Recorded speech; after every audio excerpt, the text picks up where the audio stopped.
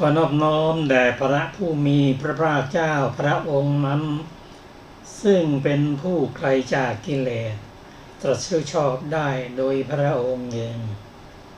สวัสดีครับท่านผู้ฟังที่เคารพครับท่านผู้ฟังกำลังรับฟังรายการศึกษาธรรมนำสุขมีแสดงให้ท่านฟังทุกวันศุกร์ตั้งแต่เวลา 14 นาฬิกาถึง 15 นาฬิกาดำเนินรายการโดยกระผมมณเอกธนัทเดชะมีอาจารย์สุรภาเดชะเป็นผู้ร่วมรายการวันนี้เราได้นำพระไตรปิฎกฉบับอรรถกถาเล่มที่ 31 มาศึกษากัน ในสังยุตตนิกายจากพระสูตรที่เราได้ศึกษาต่อเนื่องกันมาจากวันเสาร์ก่อนคือเวรุทวารสูตรมีอยู่ที่หน้า291เป็นพระสูตรที่พระองค์ทรงแสดงให้แก่พราหมณ์และคณบดีชาวเวรุทวารได้ฟังกันพระพราหมณ์และคณบดีชาวเวรุทวารนั้นยังได้ทราบข่าวว่าพระสมณโคดมเป็นโอรสของเจ้าสากยะออกบวชจากสากยสกุลท่านเสด็จจาริกไปในโกศลชนบทพร้อมด้วยภิกษุสงฆ์เป็นอันมากพระองค์เสด็จมาถึงเวรุทวารคามแล้วก็ชื่อเสียงกิตติศัพท์อันงามของพระสมณโคดมขจรไปอย่างนี้ว่า เพราะเหตุที่พระองค์เป็นพระอรหันตบุคคลตรัสรู้เองโดยชอบถึงพร้อมด้วยวิชาและจรณะวิชาได้แก่บุพเพนิวาส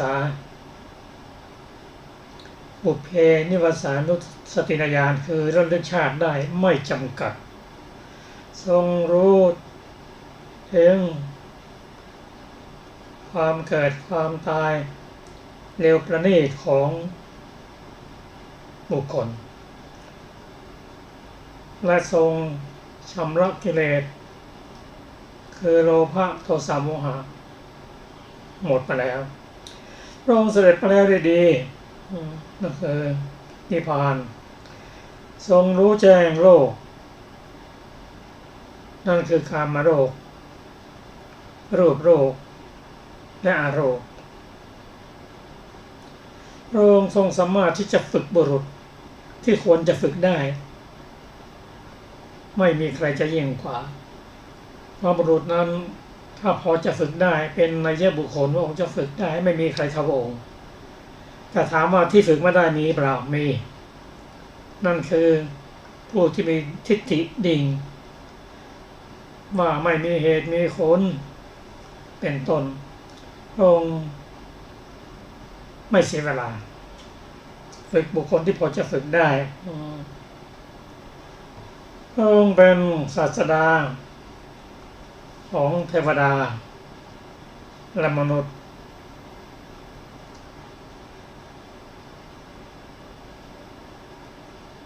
พระองค์ทรงทำโลกนี้พร้อมทั้งเทวโลกมารโลก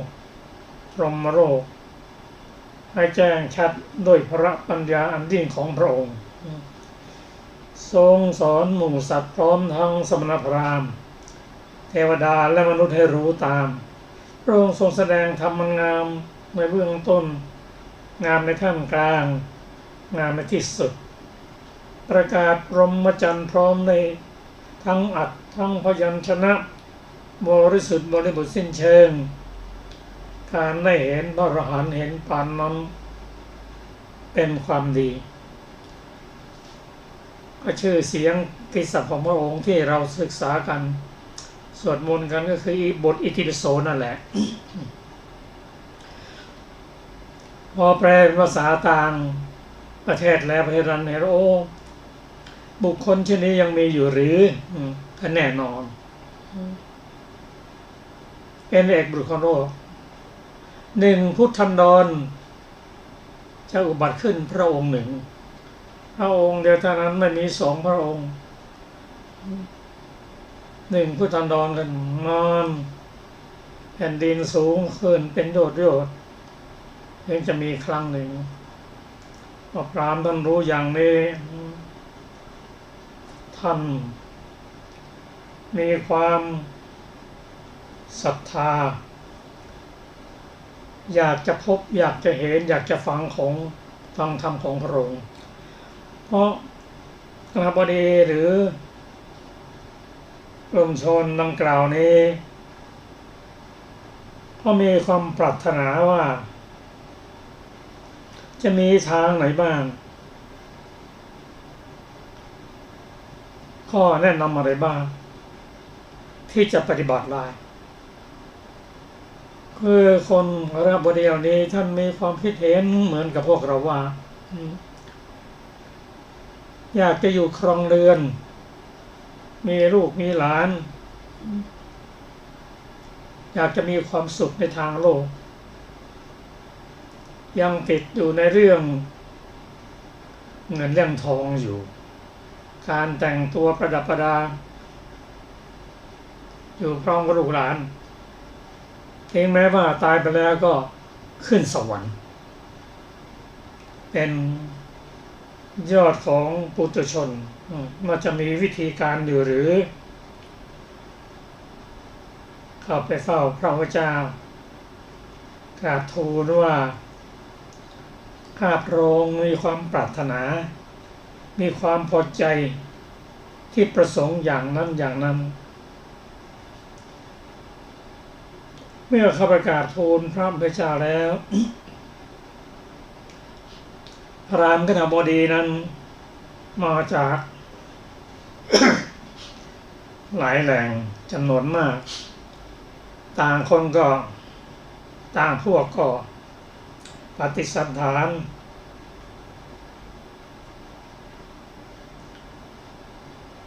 แสดงตนแก่พระพุทธเจ้าและกระทูลถามว่าพระพุทธเจ้าข้า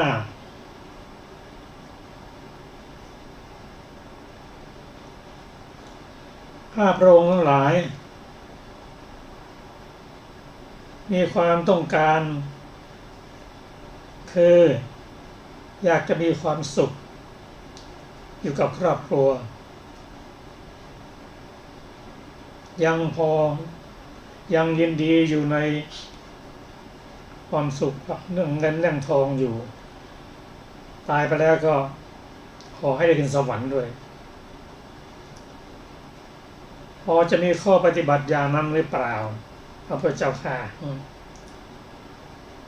พระพุทธเจ้าตรัสว่าดูก่อนพราหมณ์และคณบดีเราจะแสดงธรรมโดยทั่วไปเกี่ยวกับการปฏิบัติท่านฟังแล้วน้อมเข้ามาปฏิบัติ ท่านทั้งหลายจงฟังธรรมนั้น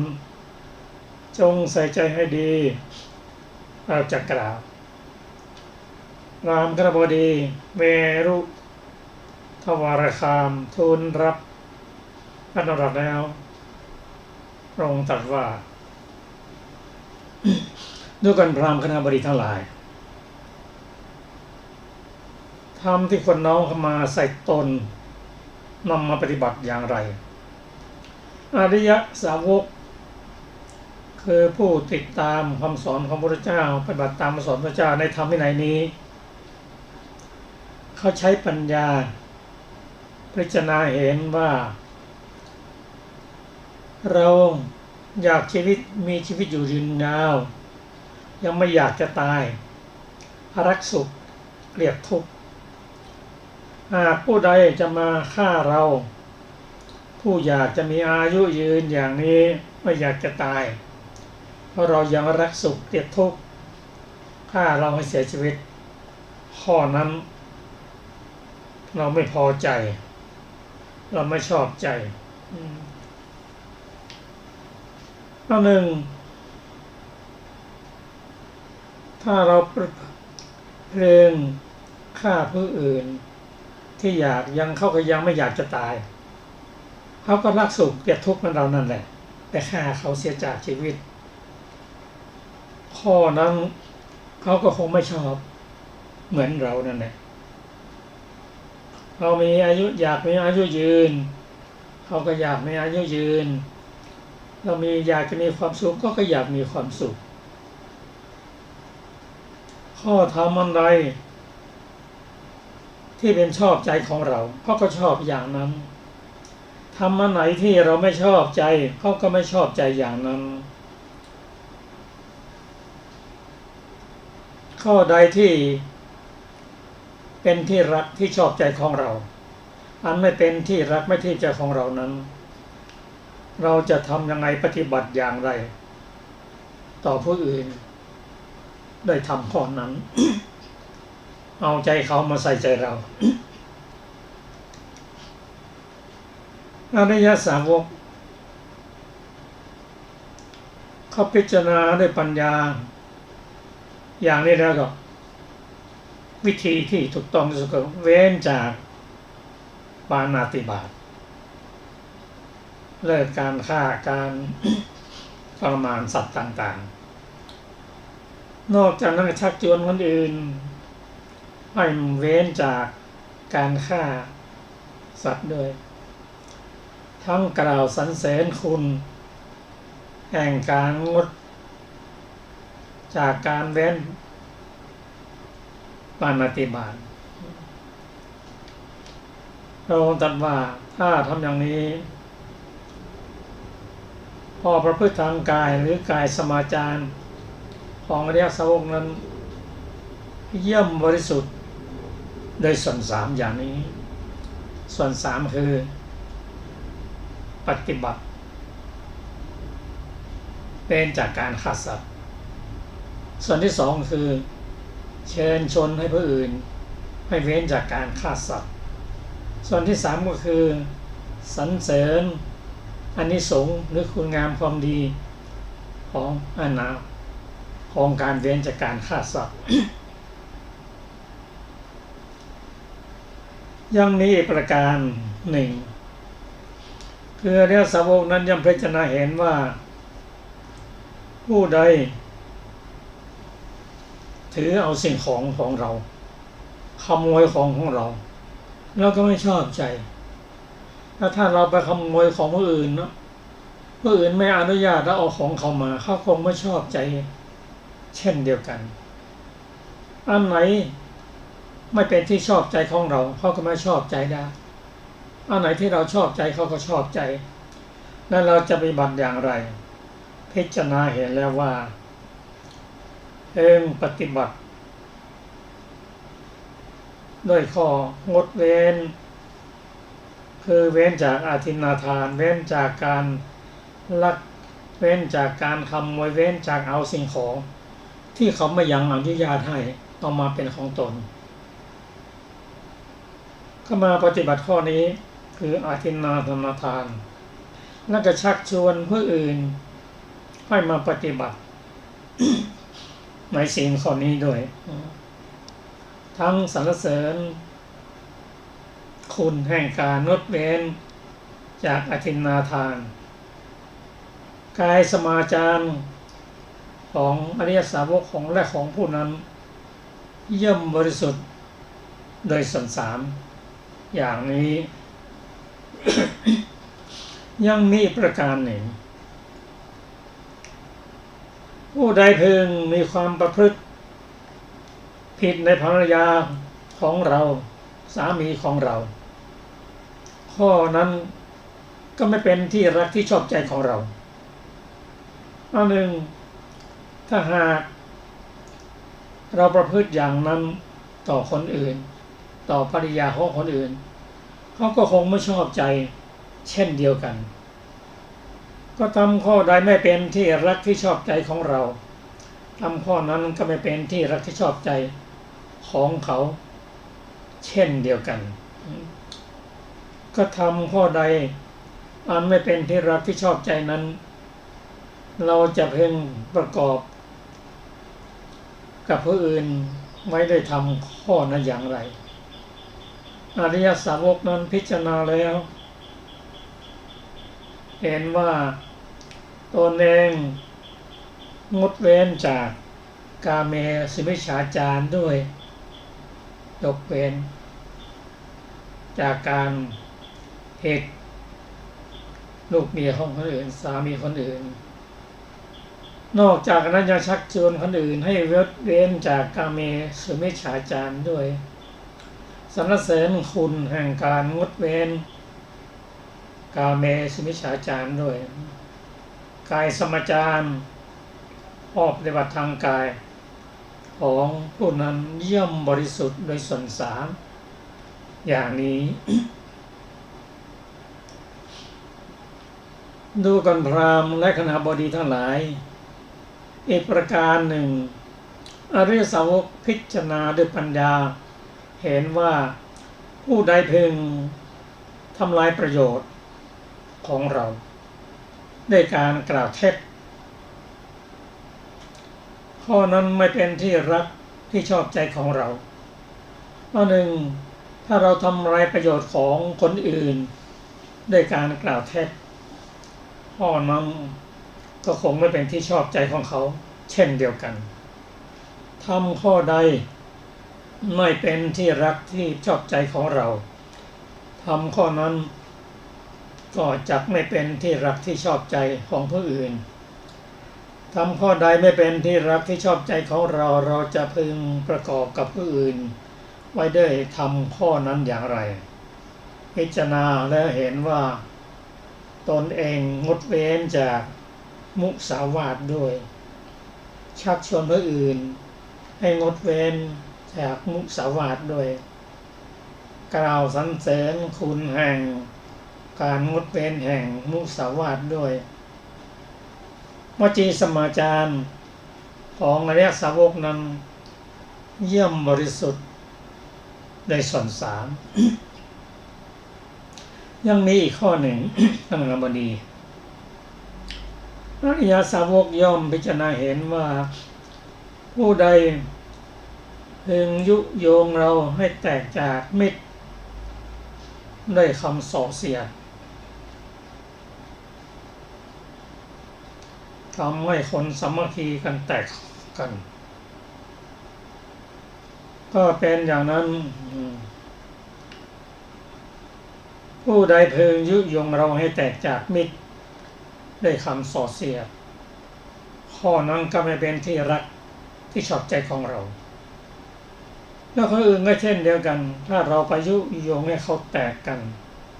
ด้วยคำส่อเสียดนะเขาก็คงไม่ชอบเช่นเดียวกันแหละทำข้อใดไม่เป็นที่รักที่ชอบใจของเราทำข้อนั้นก็ไม่เป็นที่รักที่ชอบใจของเขาเช่นเดียวกันเพราะฉะนั้นพิจารณาแล้วทำข้อที่จะประกอบกับผู้อื่นนั้นก็คืองดเว้นจาก ปิสนาวาจาคือยดเว้นจากถ้อยคำส่อเสียดงดเว้นแล้วชวนให้ผู้อื่นงดเว้นด้วยกล่าวสรรเสริญคุณแห่งปิสนาวาจาด้วยวจีสมาจารของผู้นั้นเยี่ยมบริสุทธิ์โดยส่วนสามยังมีอีกข้อหนึ่งผู้ใดเพึงพูดกับเราด้วยคำหยาบข้อนั้นเราก็ไม่ชอบใจไม่รัก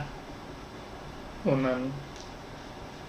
หากเราพูดคำหยาบกับเขาเขาก็คงไม่ชอบใจเช่นเดียวกันข้อทำมันใดไม่เป็นที่รักที่ชอบใจของเรา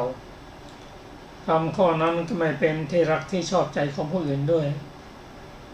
ก็ทำข้อใดไม่เป็นที่รักที่ชอบใจของเราเราจะพึงประกอบกับผู้อื่นด้วยทำข้อนั้นอย่างไรอริยสาวกพิจารณาด้วยปัญญาแล้วเห็นว่าตนย่อมงดเว้นจากพรุสวาจาด้วยคำหยาบนั้นงดเว้นแล้วตนเองก็ชักชวนผู้อื่นให้เว้นจากพรุสวาจาด้วยทั้งกล่าวสรรเสริญคุณแห่งการงดเว้นพรุสวาจาด้วย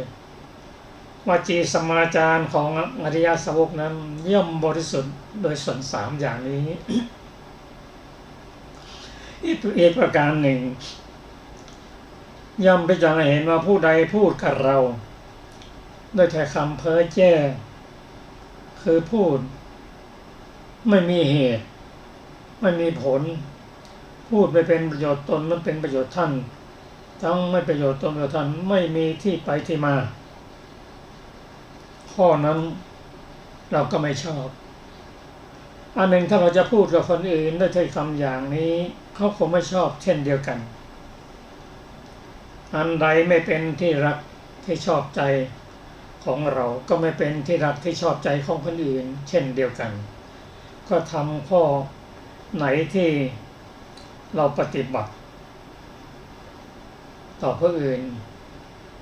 นั่นก็คือตนเองเว้นจากการพูดสัมผัสปลาปะคือพูดไม่เป็นสาระชักชวนผู้อื่นให้งดเว้นจากสัมผัสปลาปะด้วยกล่าวสรรเสริญคุณแห่งการงดเว้นจากการพูดสัมผัสปลาปะคือพูดเพ้อเจ้อถ้าทำอย่างนี้ได้วจีสมาจารของอริยสาวกและของผู้ปฏิบัตินั้นย่อมบริสุทธิ์ด้วยส่วนสามคือตนเองงดเว้นจากการพูดเพ้อเจ้อเพราะไม่มีเหตุไม่มีผลไม่ชอบแนะนำคนอื่นด้วยทั้งสรรเสริญคุณของการไม่พูดเพ้อเจ้อด้วย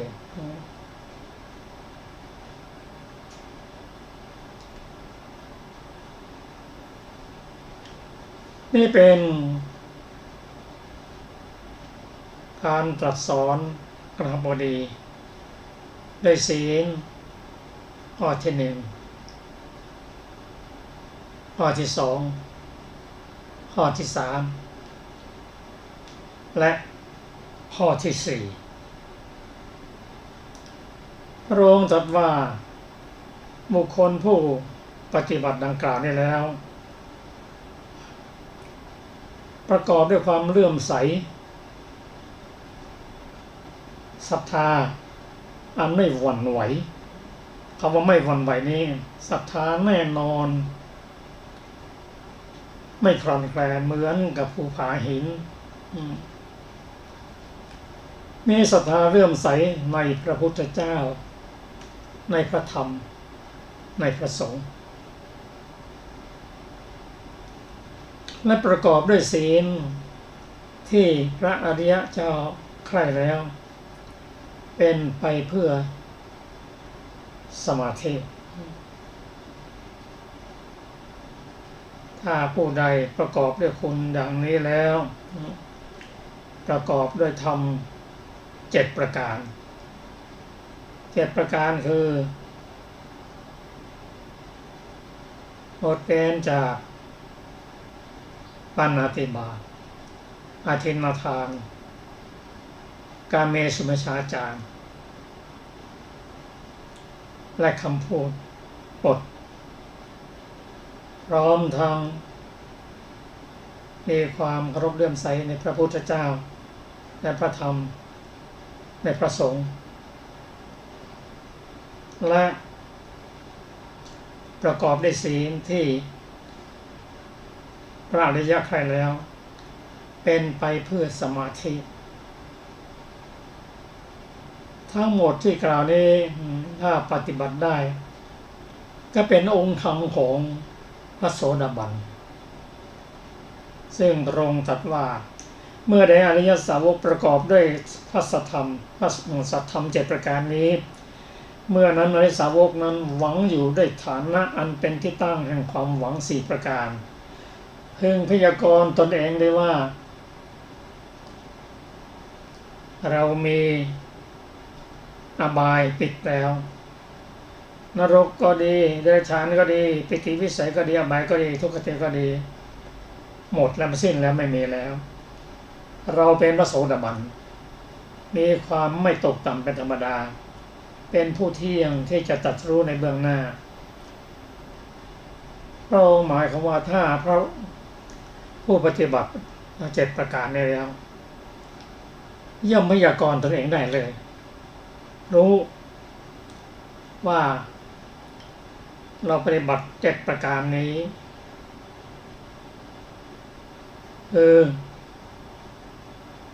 ศีล4ความเลื่อมใสศรัทธา3ประการพร้อมด้วยศีลและสมาธิพยากรณ์ตัวเองได้พิจารณาตนเองได้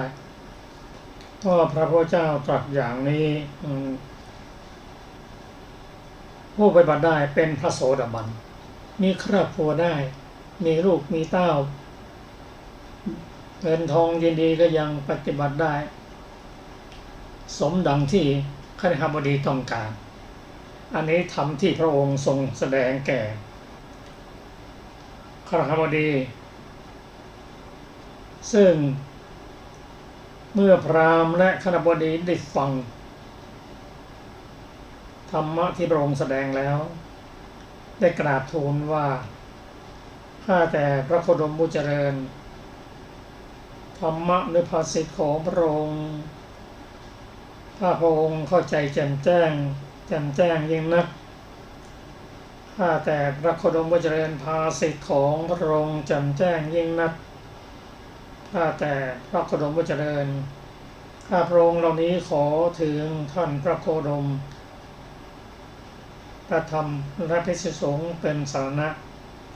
ขอท่านพระโคดมโปรดทรงจำข้าพระองค์ทั้งหลายว่าเป็นอุบาสกผู้ถึงสรณะจนตลอดชีวิตตั้งแต่บัดนี้เป็นต้นไปเพราะจะเห็นว่าศรัทธาจริงๆมันเกิดขึ้นได้ด้วยการฟังธรรมของพระพุทธเจ้าฟังเสร็จแล้วก็มอบกายถวายชีวิตเลยว่าไม่ไปที่ไหนแล้วปฏิบัติอย่างนี้แล้วได้เป็นพระโสดาบันแล้วว่ามีความตกต่ำแน่นอนเที่ยงที่จะตรัสรู้ในเบื้องหน้าอยู่กับครอบครัวได้มีลูกเต้ามากมายได้การเรื่องเงินเรื่องทองเรื่องทางโลกที่ปรารถนาแล้วกระทำได้โดยมีธรรมทั้ง7ข้อทั้ง7ประการนั้นก็เป็นประสูตรที่ชาวพุทธของเราถ้าน้อมมาปฏิบัติได้แล้วก็ชีวิตนี้ไม่ตกต่ำปฏิบัติครบแล้วรู้ตัวเองโอ้นี่เราเนี่ยปิดอบายเรียบร้อยแล้วนะเราปฏิบัติได้แล้วเป็นพระโสดาบันแล้วพยากรณ์ตนเองไม่ต้องไปถามใครหรอกก็อีกพระสูตรหนึ่งนั่นจะได้รับฟังขอเชิญอาจารย์สุรภา สวัสดีค่ะท่านผู้ฟังทุกท่าน พระสูตรต่อไปชื่อว่าปฐมคินชกาวสถสูตรว่าด้วยธรรมปริยายชื่อธรรมธาตุข้าพเจ้าได้สดับมาแล้วอย่างนี้สมัยหนึ่งพระผู้มีพระภาคเจ้าประทับอยู่ณที่พักซึ่งก่อด้วยอิฐในหมู่บ้านแห่งหนึ่งครั้งนั้นท่านพระอานนท์เข้าไปเฝ้าพระผู้มีพระภาคเจ้าถึงที่ประทับถวายบังคมพระผู้มีพระภาคเจ้าแล้วนั่งหน้าที่ควรส่วนข้างหนึ่งครั้นแล้วได้ทูลถามว่าข้าแต่พระองค์ผู้เจริญภิกษุชื่อสาลหะมรณภาพแล้วคติของเธอเป็นอย่างไรสัมปรายภพของเธอเป็นอย่างไรภิกษุณีชื่อนันทามรณภาพแล้วอุบาสกชื่อสุทัตตะกระทำกาละแล้วอุบาสิกาชื่อสุชาดากระทำกาละแล้วคติของเขาเป็นอย่างไรสัมปรายภพของเขาเป็นอย่างไรพระผู้มีพระภาคเจ้าตรัสว่าดูก่อนอานนท์ภิกษุชื่อสาลหะมรณภาพแล้วกระทำให้แจ้งซึ่งเจโตวิมุตติปัญญาวิมุตติอันหาอาสวะมิได้เพราะอาสวะทั้งหลายสิ้นไปด้วยปัญญาอันยิ่งเองในปัจจุบันเข้าถึงอยู่ภิกษุชื่อนันทะ ต่อไปภิกษุณีชื่อนันทามรณภาพแล้วเป็นอุปปาติกะจากปรินิพพานในภพนั้นมีอันไม่กลับจากโลกนั้นเป็นธรรมดาเพราะสังโยชน์อันเป็นส่วนเบื้องต่ำห้าสิ้นไปอุบาสกชื่อว่าสุทัตตะกระทำกาละแล้วเป็นพระสกทาคามีเพราะสังโยชน์สามสิ้นไปและเพราะราคะโทสะโมหะเบาบางมาสู่โลกนี้อีกคราวหนึ่งแล้วจักกระทำที่สุดทุกได้อุบาสิกาชื่อว่าสุชาดาทำกาละแล้วเป็นพระโสดาบันเพราะสังโยชน์สามสิ้นไปมีความไม่ตกต่ำเป็นธรรมดาเป็นผู้เที่ยงที่จะตรัสรู้ในเบื้องหน้าดูก่อนอานนท์ข้อที่บุคคลเกิดมาเป็นมนุษย์แล้วพึงการทำกาละมิใช่เป็นของน่าอัศจรรย์ถ้าเมื่อผู้นั้นกระทำกาละแล้วเธอทั้งหลายพึงเข้ามาหาเราแล้วสอบถามเนื้อความนั้นข้อนี้เป็นความลำบากของตถาคตเพราะฉะนั้นแหละเราจักแสดงธรรมปริยายชื่อธรรมธาตุแว่นส่องธรรมที่อริยสาวกประกอบแล้วเมื่อหวังอยู่พึงพยากรณ์ตนด้วยตนเองได้ว่าเรามีนรกกำเนิดสัตว์ดิรัจฉานปิติวิสัยอบายทุกขติวินิบาตสิ้นแล้วเราเป็นพระโสดาบันมีความไม่ตกต่ำเป็นธรรมดาเป็นผู้เที่ยงที่จะตรัสรู้ในเบื้องหน้าดูก่อนอานนท์ก็ธรรมปริยายชื่อธรรมธาตุที่พระอริยสาวกประกอบแล้วจะตรัสรู้ในเบื้องหน้านั้นเป็นไฉนอริยสาวกในธรรมวินัยนี้เป็นผู้ประกอบด้วยความเลื่อมใสอันไม่หวั่นไหวในพระพุทธเจ้าในพระธรรมในพระสงฆ์ประกอบด้วยศีลที่พระอริยเจ้าใคร่แล้ว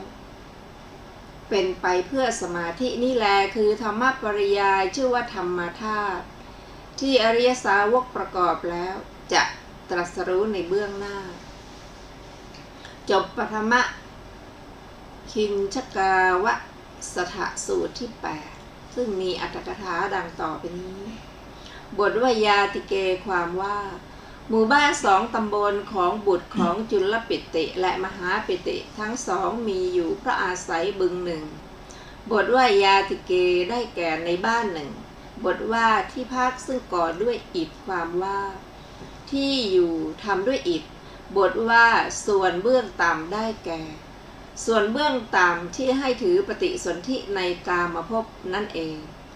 อีกอย่างหนึ่งชื่อว่าส่วนเบื้องต่ำเพราะอัฏฐะว่าพึงละได้ด้วยมรรคสามที่ได้ชื่อว่าอุระ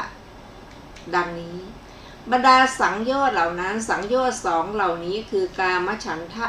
พยาบาทไม่ข่มแล้วด้วยสมาบัติหรือไม่ถอนขึ้นแล้วด้วยมรรค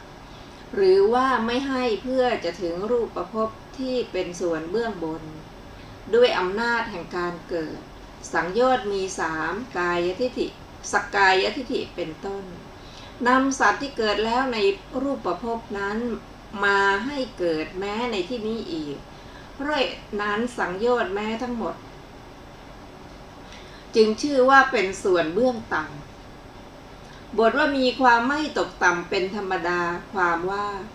มีการไม่มาเป็นสภาพด้วยอำนาจปฏิสนธิบทว่าเพราะราคะโทสะและโมหะเบาบางความว่าพึงทราบความที่ราคะโทสะและโมหะเบาบางโดยสองอย่างคือด้วยการเกิดขึ้นในโลกนี้คราวเดียวหนึ่งด้วยการที่ปริยุทธานกิเลสเบาบางหนึ่งก็ราคะเป็นต้นย่อมไม่เกิดขึ้นเนืองๆแก่พระสกทาคามีเหมือนแก่พวกปุถุชนบางครั้งบางคราวก็เกิดขึ้นเมื่อจะเกิดขึ้นก็ไม่เกิดขึ้นมากเหมือนพวกปุถุชนเกิดขึ้นเบาบางเหมือนปีกแมลงวันก็พระทีฆยานกะเตปิฎกมหาศิวเถระกล่าวแล้วว่าพระสกทาคามีย่อมมีบุตรและธิดาและหมู่สนมเพราะเหตุนั้นกิเลสทั้งหลายจึงมีมากแต่ว่าคำที่ท่านกล่าวแล้วด้วยอำนาจภพก็คำนั้นเป็นอันถูกคัดค้านแล้วเพราะท่านกล่าวไว้ในอรรถกถาว่าเว้น7 ภพในภพที่8พระโสดาบันย่อมไม่มีสังโยชน์ที่เบาบางในภพเว้น2 ภพใน5 ภพพระสกทาคามีย่อมไม่มีสังโยชน์ที่เบาบางในภพเว้นรูปภพอรูปภพในกามภพ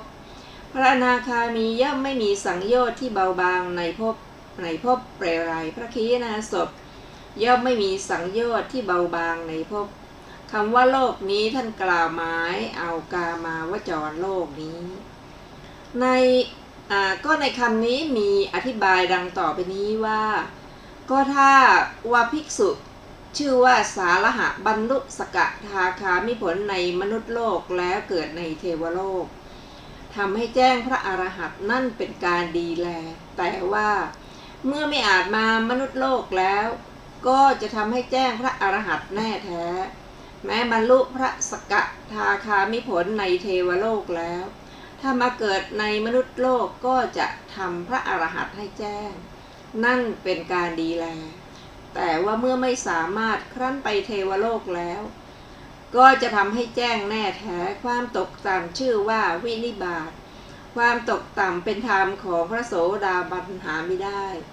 เหตุนั้นชื่อว่ามีความไม่ตกต่ำเป็นธรรมดาอธิบายว่ามีความไม่ตกต่ำเป็นสภาวะในอบายทั้ง4บทว่าเที่ยงได้แก่เที่ยงโดยทำนองแห่งธรรมบทว่ามีการตรัสรู้ในเบื้องหน้าความว่าการตรัสรู้กล่าวคือมรรค3เบื้องสูงเป็นที่ไปในเบื้องหน้าเป็นคติเป็นที่พึ่งอันเขาพึงบรรลุแน่แท้เหตุนั้นชื่อว่าผู้มีการตรัสรู้พร้อมเป็นไปในเบื้องหน้าบทว่าข้อนี้เป็นความลำบากความว่าอานนท์ความลำบากกายนั่นเชียวย่อมปรากฏแม้แต่ตถาคตพูดตรวจดูคติการอุบัติและญาณเป็นเครื่องตรัสรู้ในเบื้องหน้า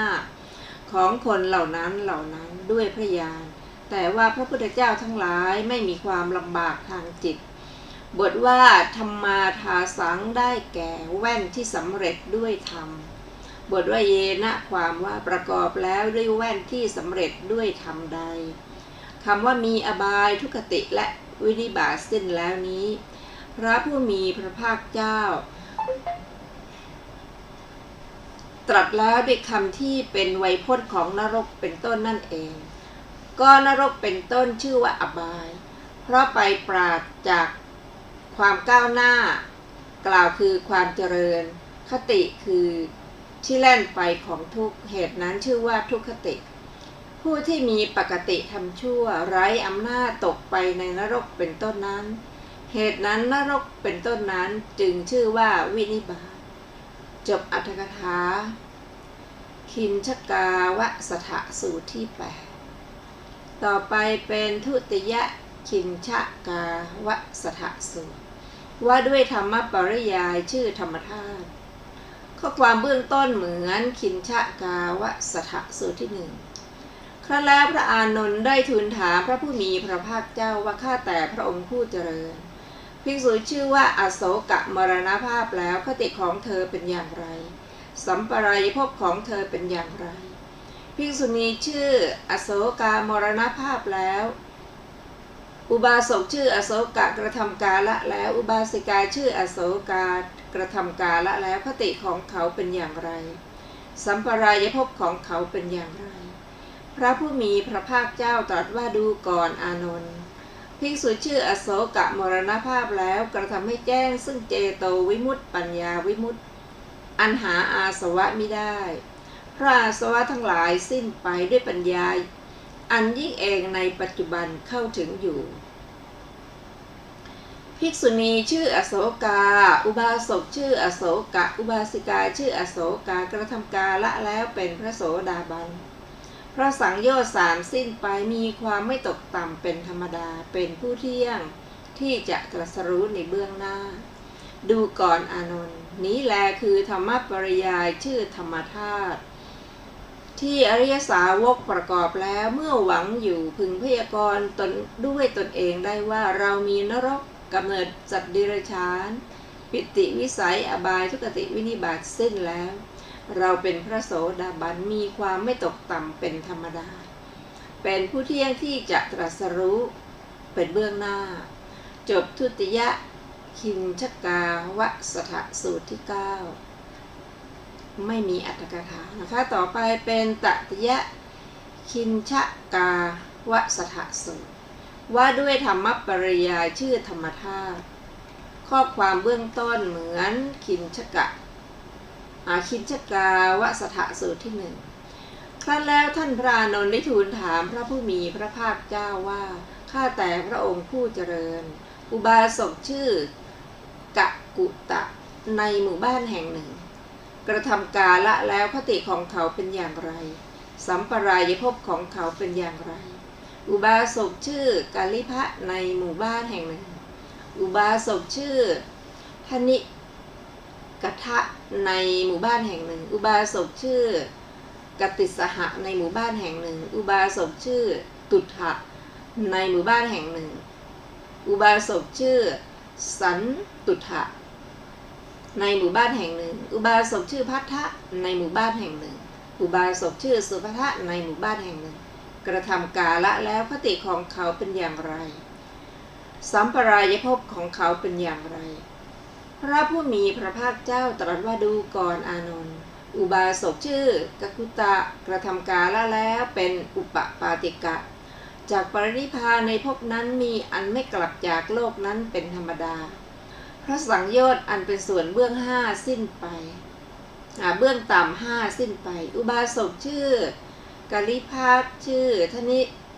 กัทะชื่อกติสหะชื่อตุถะชื่อสันตุถะชื่อพัทธะชื่อสุภัทธะกระทำกาละแล้วเป็นอุปปาติกะจากปรินิพพานในภพนั้น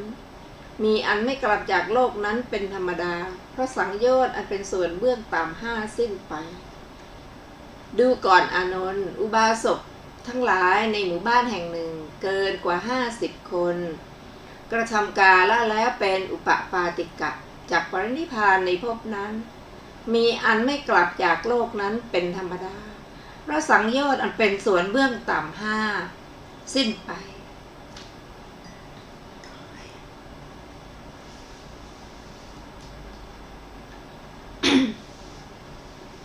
อุบาสกทั้งหลายในหมู่บ้านแห่ง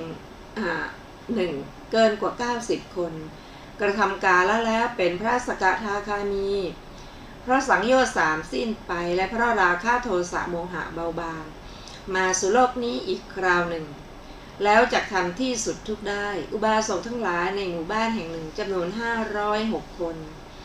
กระทำกาละแล้วเป็นพระโสดาบันเพราะสังโยชน์3สิ้นไปมีอันไม่ตกต่ำเป็นธรรมดาเป็นผู้เที่ยงที่จะตรัสรู้ในเบื้องหน้าดูก่อนอานนท์ข้อที่บุคคลเกิดมาเป็นมนุษย์แล้ว พึงกระทำกาละ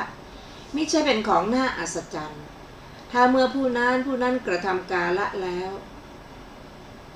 เธอทั้งหลายพึงเข้ามาหาเราและสอบถามเนื้อความนั้นข้อนี้เป็นความลำบากของตถาคตเพราะฉะนั้นเราจักแสดงธรรมปริยายชื่อธรรมธาตุ ที่อริยสาวกประกอบแล้วเมื่อหวังอยู่พึงพยากรณ์ตนด้วยตนเองว่าเรามีนรกกำเนิดดิรัจฉานปิติวิสัยอบายทุกขติวินิบาตสิ้นแล้วเราเป็นพระโสดาบันมีความไม่ตกต่ำเป็นธรรมดาเป็นผู้เที่ยงที่จะตรัสรู้ในเบื้องหน้าดูก่อนอานนท์ก็ธรรมปริยายชื่อธรรมธาตุที่อริยสาวกประกอบแล้วเมื่อหวังอยู่พึงพยากรณ์ตนด้วยตนเองได้ว่า ขออภัย เรามีนรก กำเนิดสัตว์เดรัจฉานปิติวิสัยอบายทุกขติวินิบาตสิ้นแล้วเราเป็นพระโสดาบันมีความไม่ตกต่ำเป็นธรรมดาเป็นผู้เที่ยงที่จะตรัสรู้ในเบื้องหน้าเป็นไฉนอริยสาวกในธรรมวินัยนี้ประกอบด้วยความเลื่อมใสอันไม่หวั่นไหวในพระพุทธเจ้าในพระธรรมในพระสงฆ์ประกอบด้วยศีลที่พระอริยเจ้าใคร่แล้วเป็นไปเพื่อสมาธินี้แลคือธรรมปริยายชื่อธรรมธาตุที่อริยสาวกประกอบแล้วเมื่อหวังอยู่พึงพยากรณ์ตนด้วยตนเองได้ว่าเรามีนรกกำเนิดสัตว์เดรัจฉานปิติวิสัยอบายทุกขติวินิบาตสิ้นแล้ว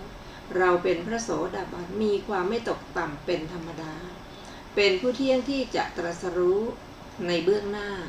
จบตติยะคินชกาวะสถสูตรที่10และจบเวลุทวารวรรคที่2มีอัตถกถาดังต่อไปนี้บทว่าเกินกว่า50ได้แก่มากกว่า50คนบทว่าเกินกว่า90คนได้แก่มากกว่า90คนบทว่าช้าติเรกานิได้แก่จำนวน6คนทราบมาว่าหมู่บ้านนั้นไม่ได้ใหญ่ยิ่งก็จริงถึงกระนั้นในหมู่บ้านนั้นก็ยังมีอริยสาวกมากในหมู่บ้านนั้นสัตว์2,400,000ตายคราวเดียวกันด้วยอหิวาตกโรคในคนเหล่านั้นอริยสาวกได้มีประมาณเท่านี้คำที่เหลือในที่ทุกแห่งตื้นนั่นเทียวแลก็จบอัตถกถาของตติยะคินชก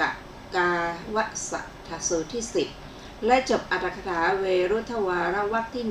1ในพระสูตรในวรรคนี้ที่เราได้ศึกษากันมารวมทั้งหมดมี10สูตรด้วยกันนะคะต่อไปเราจะเป็นราชากามวรรคที่2สูตรแรกชื่อสหัสสูตรองค์คุณของพระโสดาบันพระผู้มีพระภาคเจ้าประทับอยู่ณราชการามกรุงสาวัตถีครั้งนั้นภิกษุณีสงฆ์ 1,000 รูปเข้าไปเฝ้าพระผู้มีพระภาคเจ้าถึงที่ประทับแล้วถวายบังคมพระผู้มีพระภาคเจ้าแล้วยืนอยู่ณที่ควรส่วนข้างหนึ่งครั้นแล้วพระผู้มีพระภาคเจ้าได้ตรัสกับภิกษุณีเหล่านั้นว่าดูก่อนภิกษุณีทั้งหลายอริยสาวกผู้ประกอบด้วยธรรม4ประการย่อมเป็นพระโสดาบันมีความไม่ตกต่ำเป็นธรรมดาเป็นผู้เที่ยงที่จะตรัสรู้ในเบื้องหน้าธรรม4ประการเป็นไฉนพระอริยสาวกในธรรมวินัยนี้ประกอบด้วยความเลื่อมใสอันไม่หวั่นไหวในพระพุทธเจ้าในพระธรรมในพระสงฆ์ประกอบด้วยศีลที่พระอริยเจ้าใคร่แล้วไม่ขาด เป็นไปเพื่อสมาธิอริยสาวกผู้ประกอบด้วยธรรม4ประการนี้แลย่อมเป็นพระโสดาบันมีความไม่ตกต่ำเป็นธรรมดาเป็นผู้เที่ยงที่จะตรัสรู้ในเบื้องหน้าจบสหัสสูตรที่1มีอัตถกถาดังต่อไปนี้คำว่าราชการามได้แก่อารามที่ได้ชื่ออย่างนี้เพราะพระราชาทรงสร้างให้ถามว่าพระราชาองค์ไหนตอบว่าพระเจ้าประเสนที่โกศลขออภัยเพราะพระราชาทรงให้สร้างนะไม่ใช่สร้างให้ทรงให้สร้างค่ะทราบมาว่าในปฐมโพธิการพวกเดรัจฉีเห็นพระศาสดาที่ทรงถึงความเลิศด้วยยศและลาภพากันคิดแล้วว่าพระสมณโคดมถึงความเลิศด้วยลาภและยศก็ศีลหรือสมาธิอย่างอื่นไรๆของพระสมณโคดมนั้นไม่มีพระสมณโคดมนั้นถึงความเลิศด้วยลาภและยศอย่างนี้เป็นเหมือนถือเอาพื้นแผ่นดินที่สมบูรณ์เป็นเลิศ ถ้าแม้พวกเราอาจให้สร้างวัดใกล้พระเชตวันได้ ก็จะพึงเป็นผู้ถึงความเลิศด้วยลาภและยศเดรัจฉีเหล่านั้นจึงชักชวนอุปถาของตนได้ประมาณ100,000 คน ได้กหาปณะและได้พาอุปถากเหล่านั้นไปราชสำนักพระราชาตรัสถามว่านี่อะไรกันทูลว่าพวกข้าพระองค์จะสร้างวัดของเดรัจฉีใกล้เชตวัน ถ้าว่าพระสมณโคดมหรือพวกสาวกของพระสมณโคดมจักมาห้ามไซขอข้าพระองค์อย่าให้เพื่อจะห้ามเลยขอพระองค์อย่าให้เพื่อจะห้ามเลย แล้วได้ถวายสินบนพระราชารับสินบนและตรัสว่าพวกท่านจงไปสร้างเถิดพวกเดรัจฉีนั้นจึงให้พวกอุปถากของตนขนทัพพระสัมภาระมาแล้วทำการยกเสาเป็นต้นเปล่งเสียงอึกกระทึกลือลั่นทำโกลาหลเป็นอย่างเดียวกันพระศาสดาเสด็จออกจากพระคันธกุฎีประทับที่หน้ามุกตรัสถามแล้วว่าอานนท์ก็คนพวกนั้นเหล่าไหนเห็นจะเป็นพวกชาวประมงเปล่งเสียงอึกกระทึกลือลั่นแย่งปลากันอยู่พระอานนท์ตอบว่าพวกเดรัจฉีสร้างวัดของเดรัจฉีใกล้พระเชตวันพระเจ้าข้าพระศาสดาอานนท์พวกนี้เป็นศัตรูต่อศาสนาจะทำให้อยู่ไม่เป็นสุขแก่หมู่ภิกษุเธอจงทูลพระราชาและให้รื้อออกไปพระเถระพร้อมด้วยหมู่ภิกษุได้ไปยืนที่พระทวารหลวงราชบุรุษทั้งหลายกราบทูลแก่พระราชาว่าข้าแต่สมมุติเทพพวกพระเถระมาเฝ้าพระราชาไม่ได้เสด็จออกไปเพราะได้รับสินบนไว้แล้วพระเถระทั้งหลายจึงไปกราบทูลพระศาสดาพระศาสดาทรงส่งพระสารีบุตรและพระโมคคัลลานะไปพระราชาไม่ได้พระราชทานแม้การเฝ้าแก่พระเถระทั้งสองพระเถระเหล่านั้นจึงมากราบทูลพระศาสดาว่าข้าแต่พระองค์ผู้เจริญพระราชาไม่ได้เสด็จออกเลยพระศาสดาทรงพยากรณ์ในขณะนั้นทีเดียวเชียวว่าพระราชาดำรงอยู่ในราชสมบัติของตนจักไม่ได้เพื่อจะทำกาละวันที่สองพระองค์นั่นเทียวมีหมู่ภิกษุเป็นบริวารได้เสด็จไปประทับยืนที่ประตูหลวงพระราชาทรงสดับว่าพระศาสดาเสด็จมาแล้วจึงเสด็จออกไปกราบทูลให้เสด็จเข้านิเวศให้ประทับนั่งบนสารบัลลังก์ได้ทรงถวายข้าวต้มและของเคี้ยวพระศาสดาเสวยข้าวต้มและของเคี้ยวแล้วไม่ตรัสว่า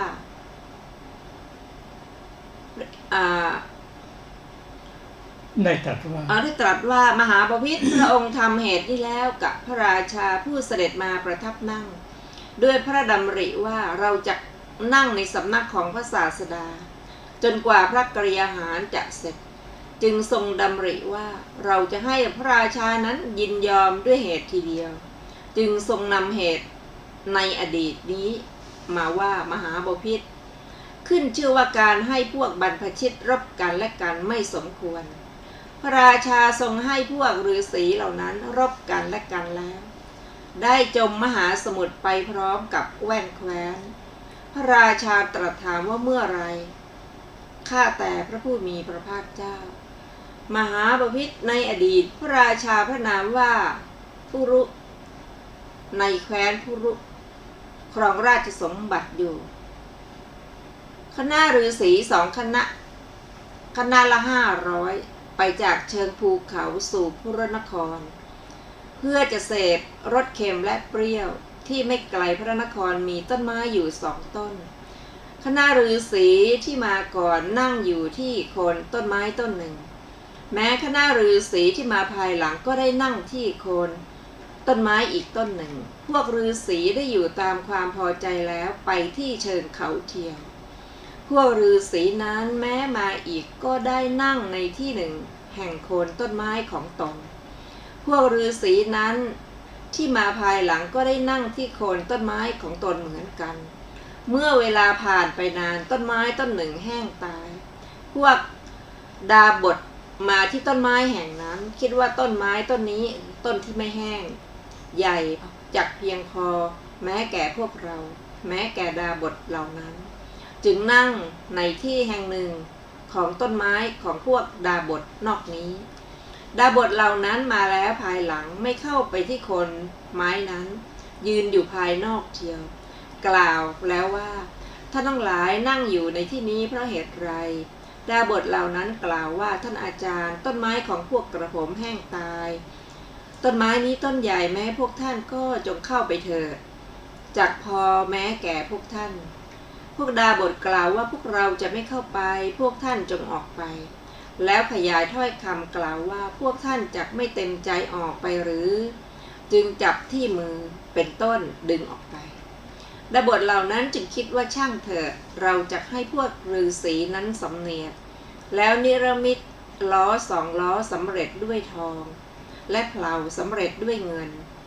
ด้วยฤทธิ์ได้ให้หมุนไปพระทวารหลวงพวกราชบุรุษกราบทูลคำเห็นปานนี้ให้พระราชาทรงทราบว่าพระเจ้าข้าพวกดาบทถือเครื่องบรรณาการยืนอยู่พระราชาทรงยินดีแล้วตรัสว่าพวกท่านจงเรียกมาให้เรียกมาแล้วตรัสว่าพวกท่านทำกรรมใหญ่แล้วเรื่องไรที่ข้าพเจ้าจะพึงทำแก่พวกท่านมีอยู่หรือดาบทขอถวายพระพรมหาบพิตรมีโคนต้นไม้ต้นหนึ่งซึ่งเป็นที่นั่งของพวกข้าพระองค์โคนไม้นั้นถูกพวกฤาษีอื่นยึดแล้ว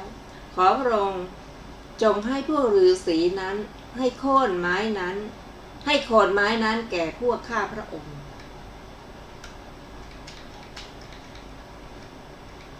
ท่านผู้ฟังที่เคารพเข้า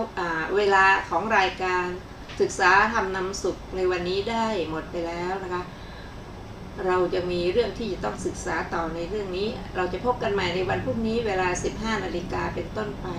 ขอขอบพระคุณทุกท่านที่ได้ ติดตามและศึกษาด้วยกันนะคะขอมีความสุขความเจริญในทางยิ่งวันนี้เราขอลาไปก่อนนะคะสวัสดีค่ะ